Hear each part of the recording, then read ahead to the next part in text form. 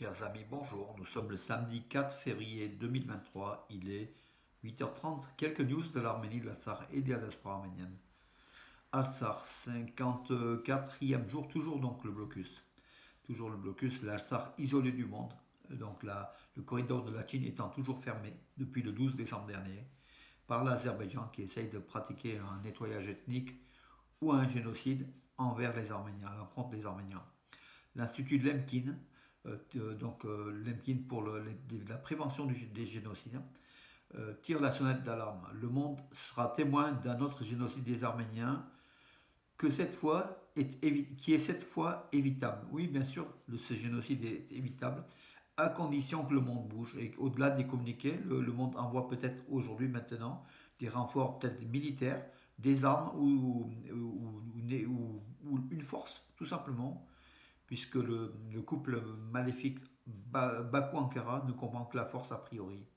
Voilà, donc les Arméniens, les 120 000 Arméniens civils donc de l'Artsakh sont toujours soumis au blocus et c'est terrible, ça devient de plus en plus difficile avec l'hiver. Dans les magasins, il n'y a pratiquement plus rien.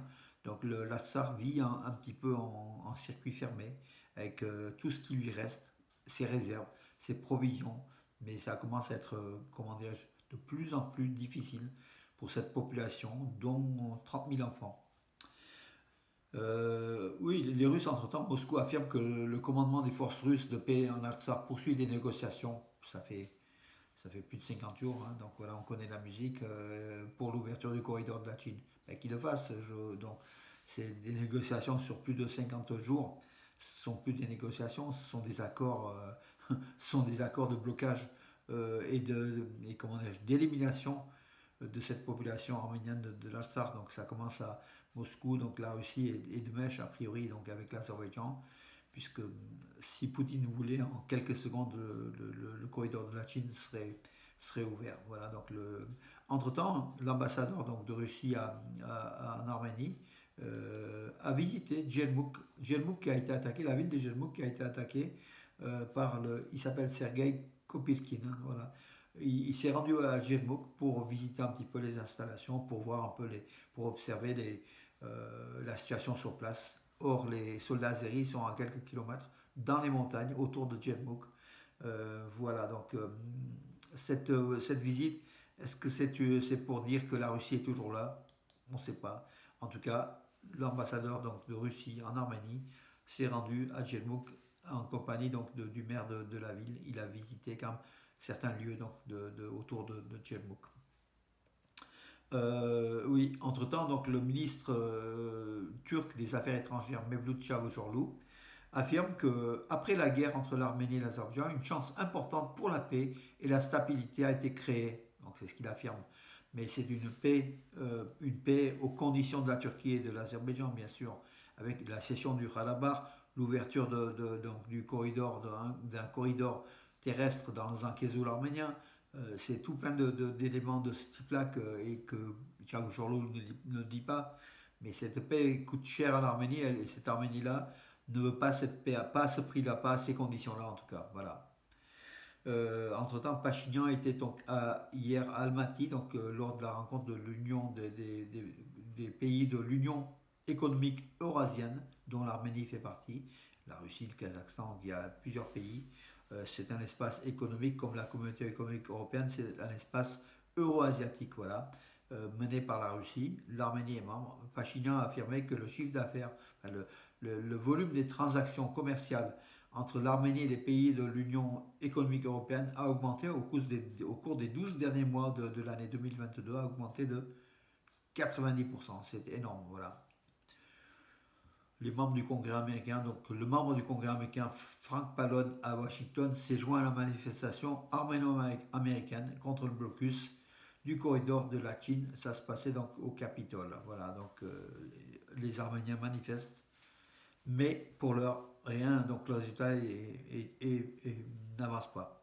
Donc c'est l'Arménienne Irou Keshanova qui représentera la Géorgie au concours de l'Eurovision de la chanson 2023. Donc ça se passera donc au mois de mai à Liverpool en Angleterre. Donc la Géorgie sera représentée par Irou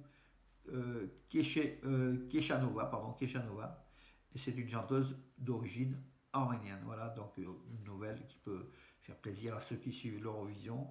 Et puis bon, ça met un peu de gaieté de cette résilience arménienne. Les Arméniens ont des talents un peu partout, en dehors de l'Arménie aussi. Et là, c'est en Géorgie. Voilà, donc une Arménienne représentera la Géorgie au concours européen de la chanson de l'Eurovision.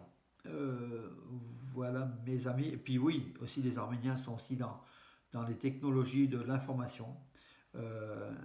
L'application de la start-up arménienne, donc c'est une start-up arménienne connue. Son application c'est PixArt. PixArt, retouche de photos, c'est le numéro un mondial en fait, hein. Donc cette application fait partie des 20 meilleures applications au monde. Voilà, donc ça a été classé parmi les 20 applications les plus utilisées au monde, hein. Donc voilà, PixArt, qui est utilisé par des millions et des millions, je crois que j'avais le chiffre de, enfin bon, c'est des millions de personnes, hein, donc dans le monde qui utilisent ces applications-là, dont PixArt, qui est une société arménienne en fait, hein. Voilà, donc c'est aussi, on est leader à ce niveau-là, et c'est quand même assez extraordinaire. Voilà, donc la force de l'Arménie pour dire que nous pouvons être fiers de nos capacités technologiques, de nos ingénieurs, de nos informaticiens, de tous les créateurs arméniens et artistes, comme on a vu tout à l'heure pour l'Eurovision. Nous sommes un peuple doué, très très fort, mais l'Arménie est malade, l'Arménie souffre, l'Arménie est en danger, l'Artsakh également. Voilà, soyons debout à son chevet, toujours, toujours pour qu'on puisse passer le cap de ces années, de ces mois difficiles où la Russie fait la guerre, la Russie a laissé l'Arménie, a délaissé l'Arménie, et l'Arménie cherche aujourd'hui un protecteur puissant. Il y a peut-être l'Iran, mais on aimerait aussi que l'Europe, les États-Unis ou d'autres pays puissent se mobiliser davantage derrière l'Arménie. En tout cas, nous serons toujours là en tant qu'ambassadeurs de l'Arménie. Il y a 700 000 ambassadeurs d'Arménie en France, hein, voilà, qu'on puisse faire notre travail de communication et d'essayer de faire en sorte que l'Arménie ne soit pas oubliée, ne soit pas victime d'un second génocide. Voilà, mes amis. Sur ce, bonne journée et à demain.